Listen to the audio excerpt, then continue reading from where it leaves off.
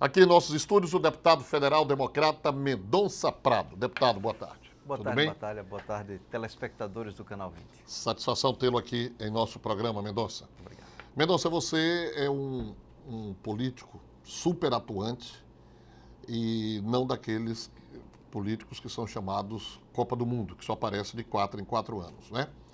E estamos exatamente há um ano e um mês do pleito de 2014 e você já trabalha, já viaja, você já percorre aí esse interior do estado todo, já está em campanha, Mendonça? Não é campanha, não é? Nós estamos procurando manter uma proximidade maior, não é? Dos nossos concidadãos, que é o eleitorado, logicamente, do estado de Sergipe. Mas isso nós fazemos constantemente. Sempre que temos a oportunidade, nós estamos visitando os municípios no interior, até porque são 75 cidades e nós temos que ter uma atenção um pouco para cada localidade. E isso determina, não é, que, havendo uma festa da cidade, uma procissão, que é um evento religioso, ou outras atividades, ou mesmo uma discussão sobre um tema relevante para o município ou para a região, é sempre importante a nossa presença, né? Muito bem, mas é claro, é óbvio que nessa presença, ou nessas presenças, o assunto política é tratado, ventilado. E aí, quais são as perguntas que lhe fazem com relação a 2014? Essa história aí que surgiu na procissão de Nossa Senhora da Piedade. Você poderá ser a bola da vez, caso o João Alves não queira disputar o governo do estado? Batalha, olha, é uma surpresa agradabilíssima, né? Certas perguntas. Nós que estamos na política, é evidente que nos sentimos, assim, lisonjeados, né? Honrados com determinadas perguntas. E eu, obviamente, você está fazendo essa pergunta em função da repercussão de uma indagação que foi feita ontem. Então, eu estava ontem na procissão e um grupo de jovens me abordou. Os jovens, inclusive a maioria deles, não são integrantes do Democratas, são integrantes do PPS, que é um partido aliado nosso. E eles me fizeram o seguinte questionamento: se João Alves não for candidato, nós vamos apoiar a candidatura A, B, ou nós vamos ter candidatos e candidato. E eles demonstraram a preferência, não é, por uma candidatura deste grupo, que ainda não sinalizou.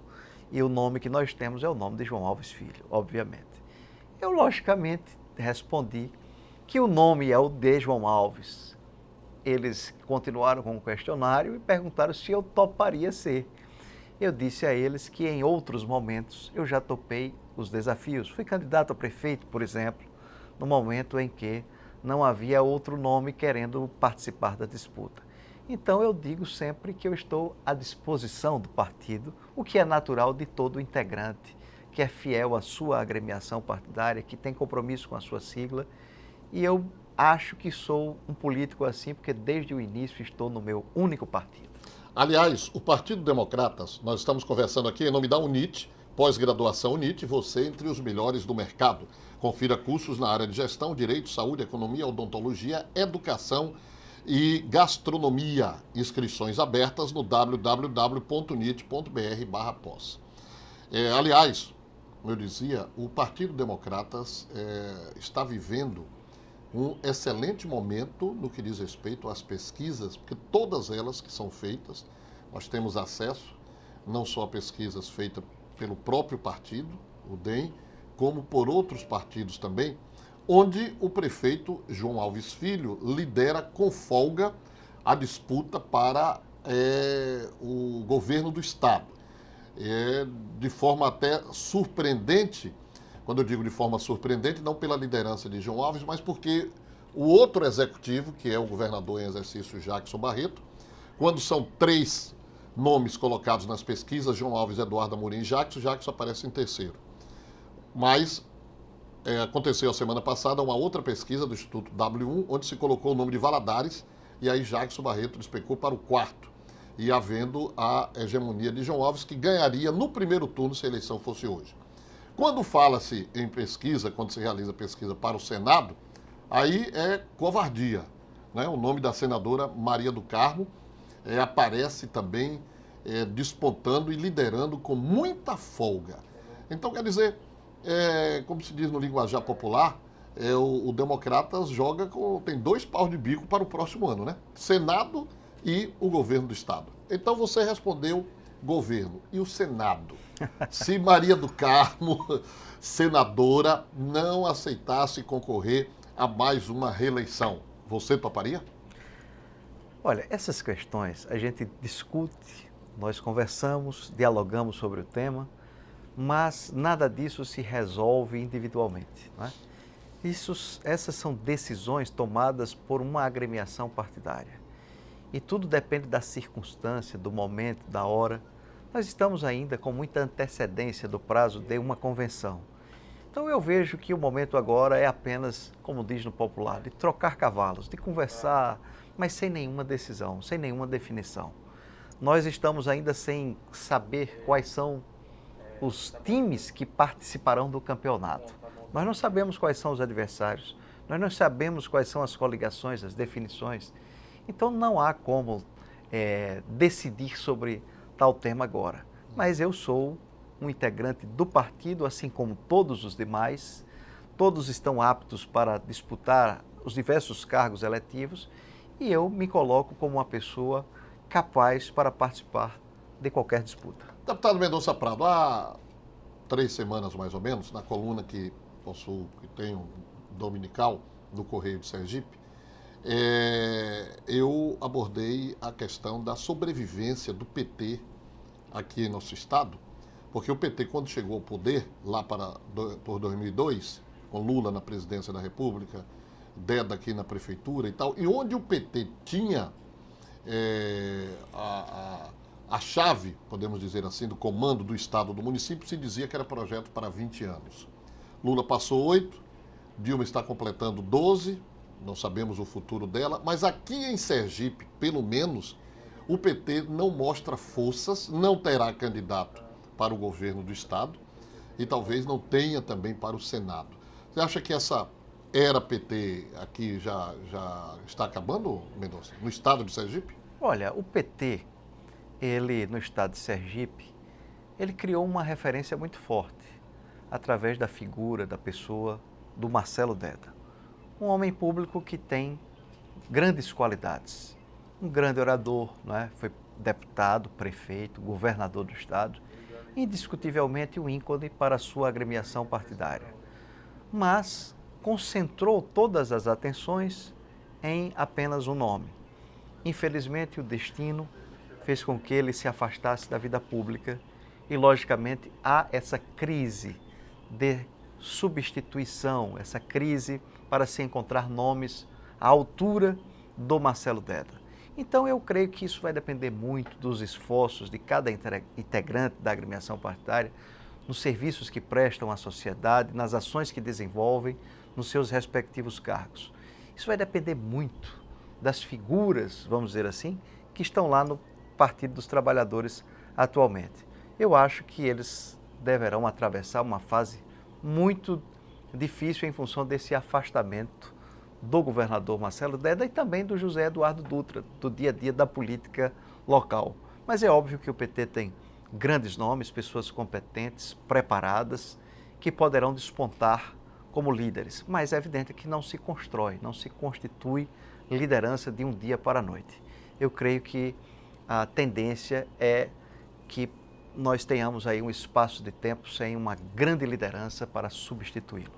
Mendonça, como é que você, que é um homem de larga visão em termos do Brasil político, do Brasil social, como é que você vê toda essa questão que tem deixado hoje sobressaltada a nossa sociedade com esses vândalos, esses marginais escudados com o título de manifestantes que estão apavorando, desrespeitando a tudo e a todos. No Rio de Janeiro, sábado, não respeitaram sequer o desfile do 7 de setembro.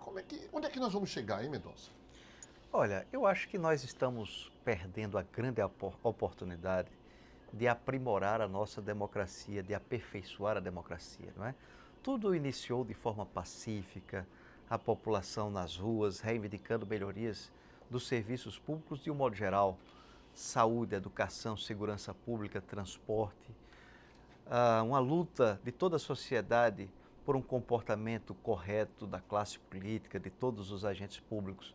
Mas o que a gente percebe e constata é que está havendo agora um excesso e um oportunismo de certos setores, até da própria política, que começa a tomar conta. Isso deixa de ser uma mobilização espontânea da sociedade e, em alguns casos, passa a ser algo induzido por alguns segmentos da política, que é contrária a presidente da República, ou ao governo do Estado, ou ao prefeito das cidades. Isso, no meu modo de ver, preocupa até a democracia, porque chega em alguns instantes que é necessário se tomar algumas providências. Veja, o desrespeito às comemorações de 7 de setembro é algo reprovável, abominável. Essa falta de amor à nossa pátria, não é?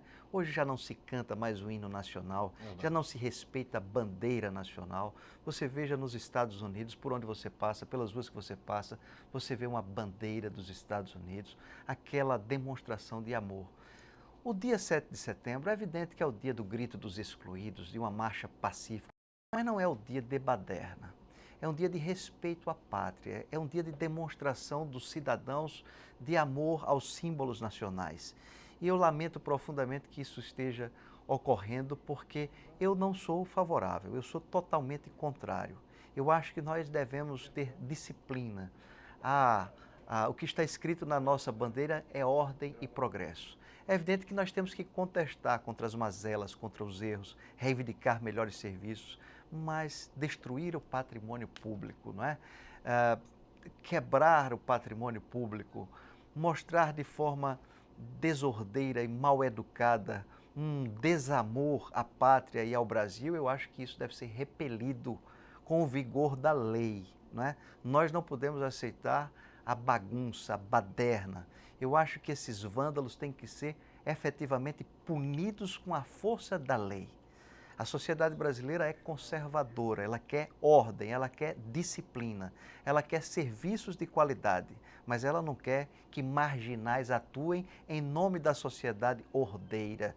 Essas pessoas devem ser alcançadas pela força do Estado brasileiro com o rigor da lei. É isso que eu entendo que é assim que deve ser interpretada a ordem jurídica, por amor ao Brasil e por respeito à sociedade, aos homens e mulheres e famílias de bem do nosso país. Porque a sociedade vê com perplexidade que esses vândalos, alguns são presos, 2 horas, 3 horas depois, são postos em liberdade. Né? Mas eu acho que a tendência do poder legislativo é mudar, porque a lei, ela se adequa à realidade. Todos os protestos realizados no Brasil visam reivindicar melhorias para a sociedade e não trazer prejuízos. Lógico. Porque uma lâmpada quebrada é o contribuinte que paga. O ônibus quebrado, o preço vai para a tarifa, no custo, não é? O patrimônio público quebrado é o cidadão que paga. E nós não podemos pagar, a sociedade de um modo geral, os cidadãos, em função da ação de bandidos, de marginais. E outra coisa inadmissível, que para poucos não é, mas para alguns sim. Veja, um cidadão queimar a bandeira do Brasil, no meu modo de ver, ele devia ir para a cadeia. Nós não podemos mostrar esse desamor ao nosso país. Queimar a bandeira, no meu modo de ver, é um crime que deve ser pago com a cadeia. Nós não podemos aceitar isso sorrindo, achar que isso é um protesto normal. Você queimar a bandeira do país que você reside, que nós devemos devotar amor, essa pessoa deve ser presa e punida com todo o rigor da lei. Concordo em gênero, número e grau. Mas, deputado Mendonça Prado, a votação em Brasília para o julgamento de parlamentares julgados e condenados pelo STF. Como é que o deputado vê? Olha, a votação que aconteceu, vamos trazer à baila o caso Danadon. Uhum. No meu modo de ver, aquilo foi um equívoco do presidente Henrique Eduardo Alves e eu trouxe aqui dados. Veja, foi feito o julgamento, uma sentença transitada e julgada pelo Poder Judiciário. O presidente, então, achou de iniciar um processo legislativo em relação a um projeto de resolução para resolver a questão da perda dos direitos políticos, da cassação do mandato, ou da perda do mandato, como queiram. A Comissão de Constituição e Justiça teve duas direções a seguir. Uma que foi essa, que ganhou majoritariamente. A outra foi o voto do deputado Jutaí Júnior, da Bahia, do PSDB, uma tese que eu me filiei a ela, que determinava que a mesa diretora publicasse ou declarasse imediatamente a perda do mandato.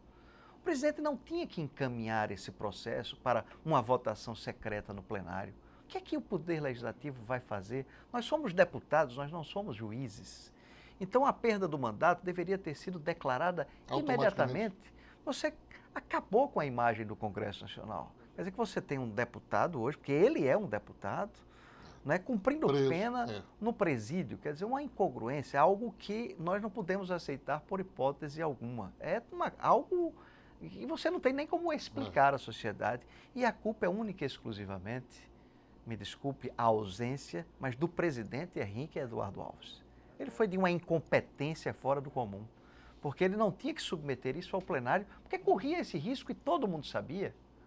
Até porque nós temos inúmeros deputados processados. E, logicamente, que o cidadão que vota pensa nele. Lógico. Não é?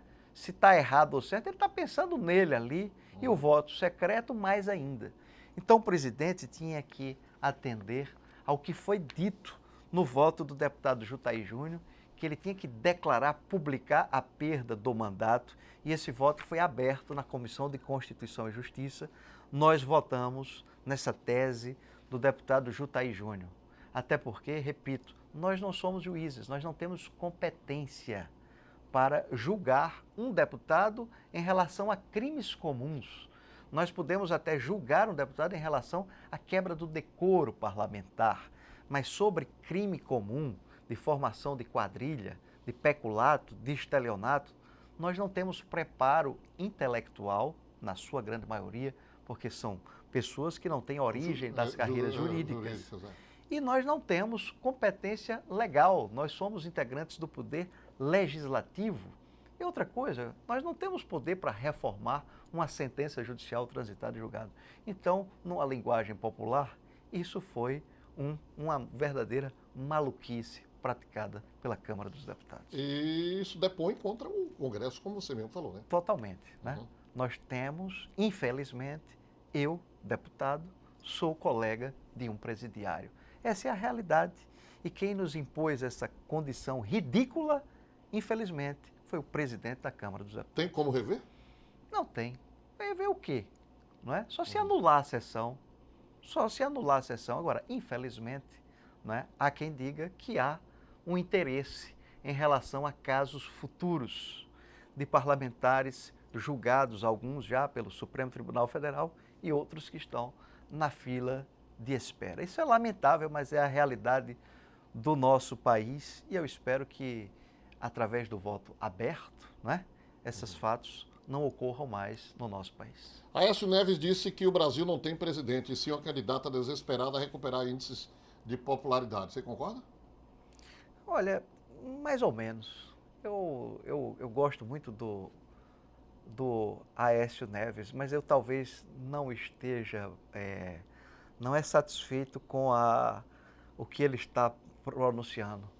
Mas eu gostaria de ver um Aécio Neves mais ativo. Eu acho que com esse tipo de pronunciamento ele não cumpre bem o papel dele de ser uma alternativa de oposição. Acho que o Aécio Neves ganharia mais se ele estivesse percorrendo o Brasil, fazendo debates, discutindo sobre os temas nacionais.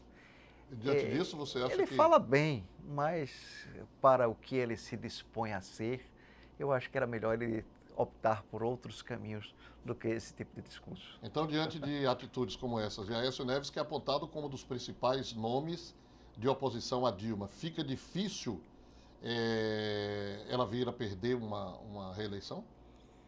Batalha, eu vou ser muito correto aqui com você nas minhas palavras.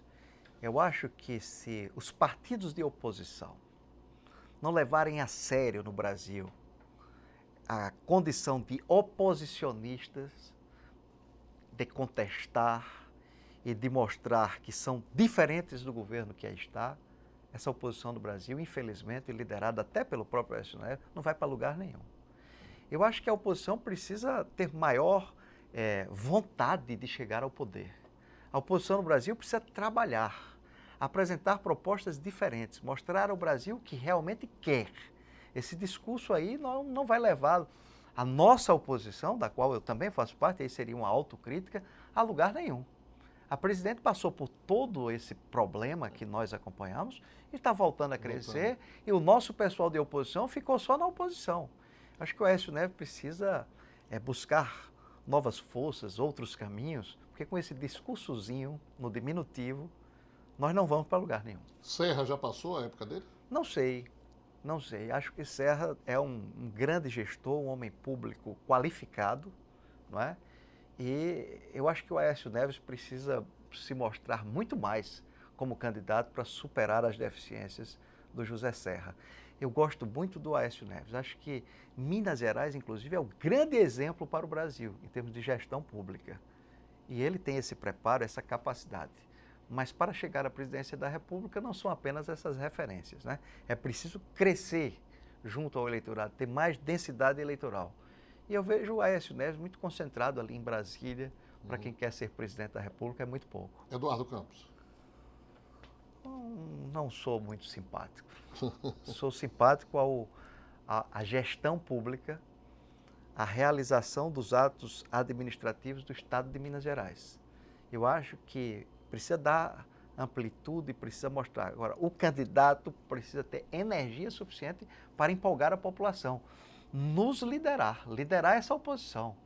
Porque Dilma, com todos os defeitos, ela está crescendo na pesquisa. E não adianta a gente tergiversar, nós temos que lidar com os dados, nós temos que ter pragmatismo. A presidente foi para o fundo do poço e está evoluindo. Essa é a realidade, está crescendo de novo. E os candidatos oposicionistas, com exceção de Marina Silva, nenhum... Eu ia lhe perguntar sobre Marina. A Marina, ela é uma fortíssima candidata. A Marina Silva, no meu modo de ver, é uma incógnita. Por quê? Porque ela é a única que está se apresentando como diferente de tudo que aí está. Não sei se mas é o que está se apresentando para a sociedade. Acho que o Aécio Neves, nesse momento em que a sociedade brasileira procurou alguém para se colocar como uma grande alternativa, ele não se posicionou. É uma autocrítica, porque eu quero o melhor para a oposição. Eu quero que a oposição ganhe o governo. Nós queremos que Dilma perca a eleição. Eu quero que a oposição ganhe. Mas para isso precisa muita coisa. Muito bem. Mendonça, você tem quantos anos? Eu tenho 46 anos. Muito jovem. Aí a pergunta que me foi feita no sábado, entre um caranguejo e uma cervejinha skin e outra, foi a seguinte. Batalha, Mendonça Prado hoje é um político, o político de Sergipe, que detém um mandato federal, talvez de maior estatura e maior reconhecimento fora do estado de Sergipe. Tem participado de debates, de palestras, de seminários, de congressos, tem sido homenageado aqui, ali, acolá, em Minas, Rio de Janeiro, Rio Grande do Sul, principalmente pelas forças militares, polícias civis, polícias militares dos estados, exército e por aí vai. Estaria passando pela cabeça de Mendonça um sonho, mais um sonho que pode ser atingido, de ser, por exemplo, um candidato a vice-presidente da República? Tivemos Marco Maciel, nordestino, 8 anos vice-presidente de Fernando Henrique Cardoso. Não é? Passa pela sua cabeça isso? Quando você chega aí fora. Batalha, você já ouviu isso de alguém? As pessoas fazem contas, né? Nós temos hoje uma grande afinidade com a área de segurança em todo o Brasil, né? Com as diversas associações militares em todo o país, e temos testemunhas aqui no estado de Sergipe, pessoas que nos acompanham, né? E as pessoas fazem contas que são mais ou menos 1 milhão só de policiais militares, fora os familiares. E que isso seria uma grande expressão se nós empunhássemos uma bandeira de fortalecimento das forças de segurança, com orçamento próprio, algo que não seja politiqueiro, mas algo propositivo, para que possamos melhorar com todas essas teses, essas ideias que nós abraçamos no dia a dia da política. Então, esses debates são feitos, né? E são levados em conta a possibilidade de ter maior influência no processo político administrativo do país. Mas não passa pela minha cabeça, porque eu sou de um estado pequenino, eu não tenho expressão maior nem no meu estado. Como é que eu vou pensar tão grande assim ainda neste instante? Então, são coisas que as pessoas conversam, que falam, que mencionam, mas que não mexem com os meus sentimentos, porque eu sou muito pequenininho ainda para pensar em algo tão gigantesco. Eu não tenho essa condição, eu reconheço. É necessário cumprir o meu papel dentro da minha casa, com humildade, procurando trabalhar para ser um bom deputado federal. Não penso em nada disso. Sim, mas mesmo sem pensar, então já... Que se comenta, se comenta, né? Em vários lugares.